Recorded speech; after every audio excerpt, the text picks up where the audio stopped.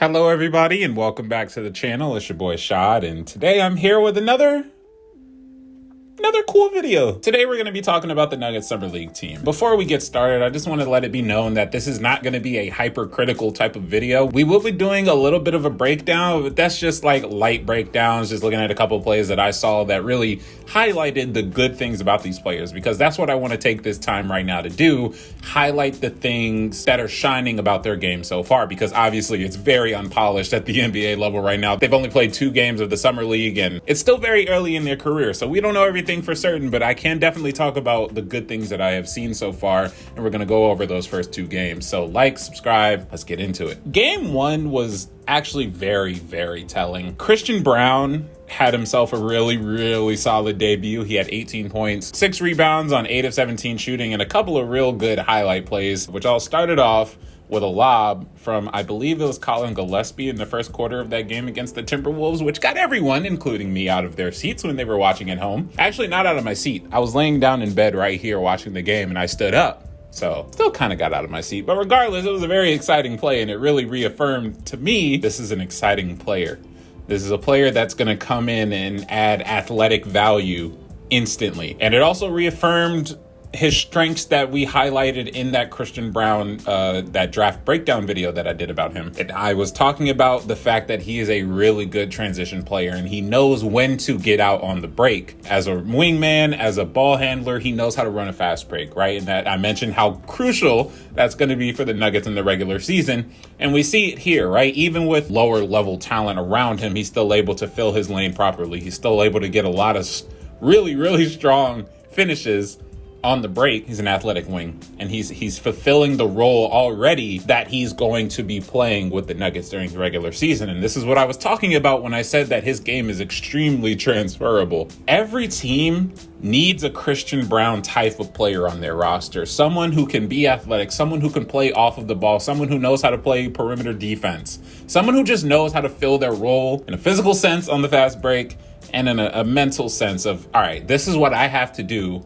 I don't have to do much to be really effective on this team. Let me stay in my role and let other people do their jobs, right? That's unselfishness. That is being a team player. And that is another value that I've been seeing, is the fact that all of these young guys know how to play as a team, right? And there, obviously, to every single player that's drafted, there has to be some aspect of that, right? Because you don't get here by yourself. You get there while you're playing with a team. But I think the Summer League Nuggets really took it to heart. And I think they understand that's how they're going to get playing time on this roster, because there is no competing with Jokic or Jamal Murray or Bones Highland at this point for the ball. You settle into your role and let them operate, right? That's how you best fit this team. We see Peyton Watson as not really a 3-and-D wing right now because his shot isn't really falling, but as a two-way wing who's lengthy, who can add a lot of athleticism to the roster as well. He's fulfilling his role. So in game 1, we saw him, he was really out of control. I don't want to say he was timid, but he looked really uncomfortable out there, and he just wasn't playing right? And then we fast forward to game 2. He has a game under his belt now.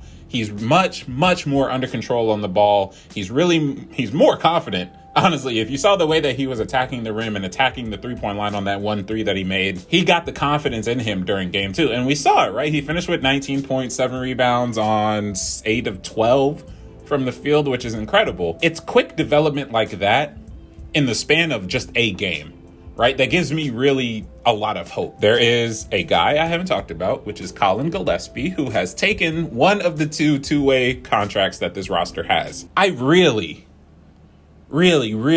like Collin Gillespie as a 2-way option. There's a very soft spot in my basketball heart for floor generals, point guards, really good passers in general, right? I really like Collin Gillespie.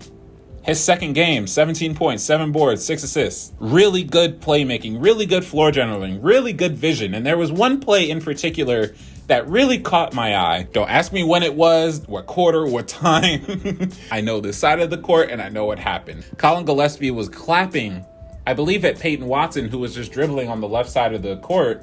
He was on the left wing. He was just dribbling the ball, right?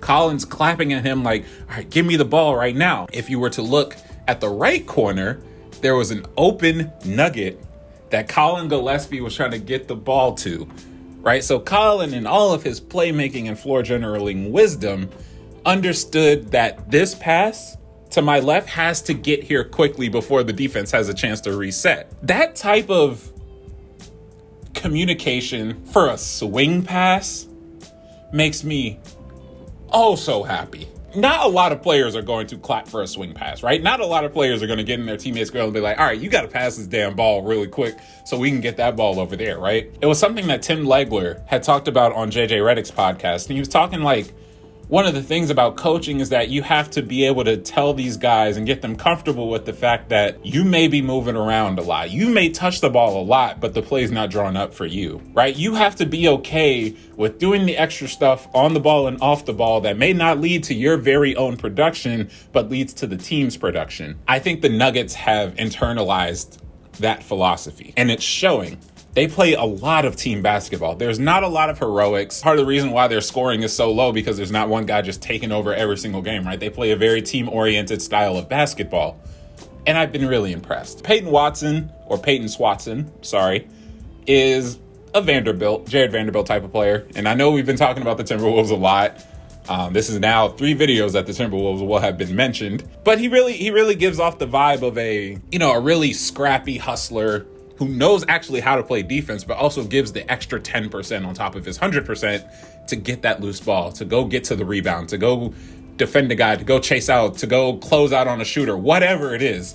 He gives that extra effort. And I really like to see that, right? There was a sequence where, and this was very telling, the sequence where he got a block on one end, really beautiful block. Blew the layup on the other end, but the next time down on offense, he's out in transition and he finishes the break with a dunk. And so it's like, that's what that's the type of player you're going to get from Peyton Watson right now. And I see the development already, like I mentioned before. So he's going to turn into a really fine player. He's going to spend some time in the G League. So he's going to develop a little bit more often. And as he gets more comfortable, he's going to be a very, very crucial asset for this Nuggets team. I know I said some player comparisons, but honestly, that's the only one I wanted to get off my chest because right now I'm still evaluating everyone else. Like I said, that's all I got. There's no hyper criticism over here. I just really like what I've been seeing from these guys so far. So that's going to do it for this video. Thank you so much for watching, and I will see you guys with some more Nuggets content and NBA content. Christian Braun counts the bucket, he'll go to the line.